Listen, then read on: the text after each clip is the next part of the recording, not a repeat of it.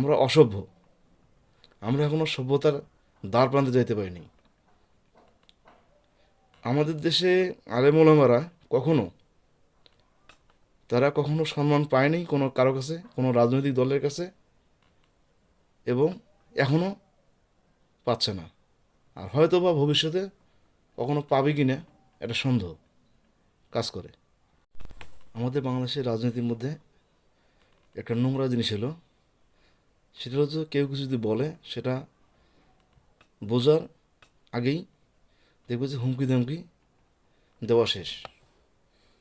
আমি যে কথাটা বলতেছি সেটা হলো যে আমাদের বাংলাদেশের একজন বিশিষ্ট আলেম, অর্থাৎ বাইতুল মোকাররম মসজিদের যে খতিব সাহেব মৌলানা মুফতি আব্দুল মালেক সাহেব, তো আমি মালেক হুজুরের ভিডিওটা আমিও দেখছি।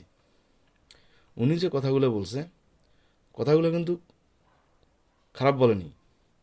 আগে যারা তাকে হুমকি দিয়েছেন, আমি একটা ভিডিওতে দেখলাম যে তাকে প্রকাশ্যে ক্ষমা চাইতে হবে। কেন? সে কি খারাপ কিছু বলছে? তারা হক্কানি আলেম, তাদের তারা অবশ্যই স্পষ্ট কথাটা জানা তাদের ওপর ফরজে আইন। এখন কথা হচ্ছে তার যে কথা সেটা ভালো করে শুনতে হবে, বুঝতে হবে, তারপরে তাকে কিছু আপনারা বলতে পারেন। তার আগেই তাকে আহ, ক্ষমা চাইতে হবে এটা বিতর্কের মাঝে ফেলে দিচ্ছেন। ঘটনা হলো যে আমাদের এটা, আমরা অসভ্য, আমরা এখনো সভ্যতার দ্বার প্রান্তে যাইতে পারিনি।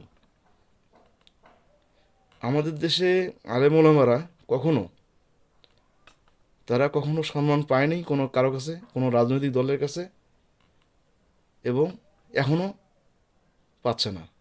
আর হয়তো বা ভবিষ্যতে কখনো পাবে কি না এটা সন্দেহ কাজ করে।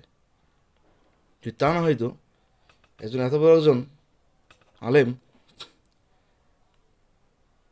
তার তাকে নিয়ে এই ধরনের একটা মন্তব্য করা এটা মোটেও অনুচিত।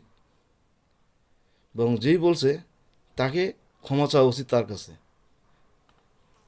তার যোগ্যতা বলেন, তার তার সব কিছু, তার আমল,